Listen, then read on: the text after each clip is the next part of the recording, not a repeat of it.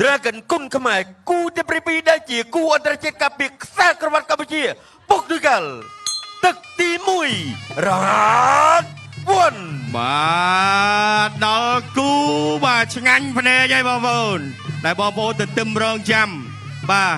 ពូថៅដៃពូគ្រៀតធឿនធីរ៉ាមិនងាយចេញប្រកួតទេណាបាទប្រកួតមកម្ដងហ្វេនច្រើនមែនទែនបាទថ្ងៃនេះគឺការពារខ្សែក្បាត់របស់ខ្លួនបាទរយៈពេល1ឆ្នាំហើយដែលខ្លួនបានគ្រប់គ្រងហើយខាងប៉ូទុយហ្គាល់នេះគឺថាចង់បានខ្សែក្បាត់ធីរ៉ាណាបាទចាំមើលថាបានឬក៏មិនបាន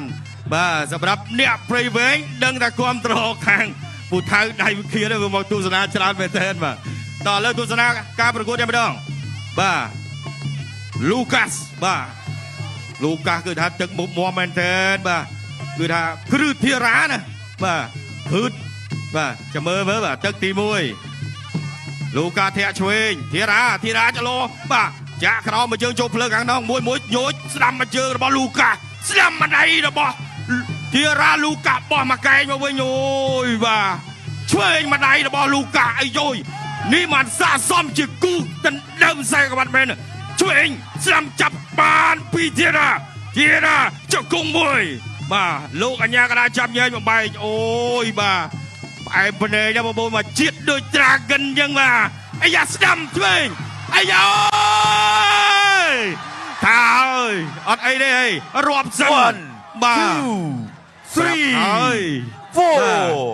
5 6 7 8អូយអត់អីទេប្រកួតបន្ត continue ចាប់ផ្ដើមបាទកដៅម៉ាស៊ីនហើយស្លេងជាប់ជួយរបស់ធីរ៉ាស្ដាំឆ្វេងហើយឆ្វេងសោយពីក្រោមមួយតម្លៃថ្វាយបាកែងឆ្វេងរបស់ធីរ៉ាអាយ៉ា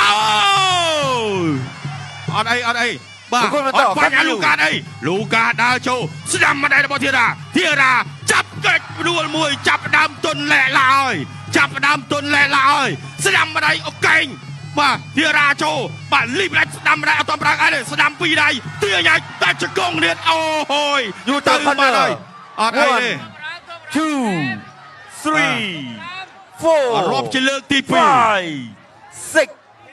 7 8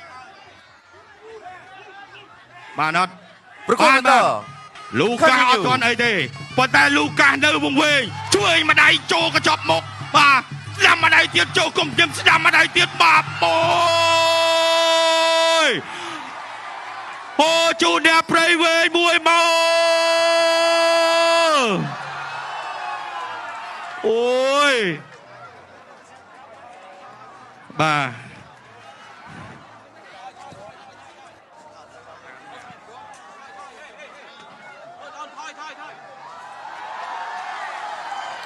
ជាតិអត់បងប្អូនជាតិអត់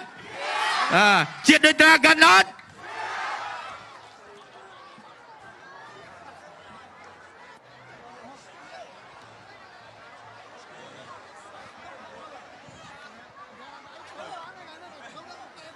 បាទអូបាទអ្នកព្រៃវែងថ្ងៃនេះកាចបាទលេងចូលមកបាទផឹងកម្លាំងចិត្តបាទកម្លាំងចិត្តបាទអញ្ចឹងបាទពេលដែលមានពុកម៉ែបងប្អូនដែលជាកម្លាំងចិត្តបាទដូចជាគណៈថាបតីលោកផ្ដល់កម្លាំងចិត្តបាទកីឡាកររបស់យើងគាត់មានទឹកចិត្តមុតមកនេះម្ដាយនេះហើយដែលធ្វើឲ្យបាទការរាប់បាទចូលដៃទៀតរបស់ធីរ៉ាមួយដៃទៀតរបស់ធីរ៉ាពេញបាទអូបាទឡៃចូលចុងជើងបន្តិចបាទចូលស្ដាំទៀតរបស់ធីរ៉ាបាទកន្លែងនេះជុំមកស្ដាំនេះមួយទៀតបាទលូកាសនេះជាពីថាបាទស្វិតរបស់គាត់បាទគាត់សុខចិត្តតោងរិញនេះមកទៀតបាទនេះពេញបាទអ្នកព្រៃវែងបាទដៃធ្ងន់បាទដៃដូចដុំថ្មដៃធ្ងន់បាទ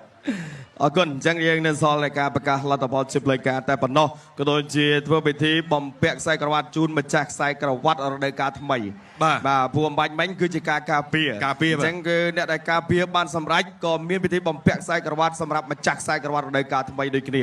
អរគុណបាទខ្ញុំបាទក៏សូមប្រកួតទូទីជូនដល់គណៈកម្មការបច្ចេកទេសប្រកាសលទ្ធផលជិបលេខការបាទសូមអរគុណកីឡាករបងកោក្រហមធឿនទេរ៉ា កម្ពុជាទទួលបានជ័យជំនះដោយកីឡាករបកគោគីមកពីប្រទេសប៉ូទុយហ្គាល់ត្រូវលោក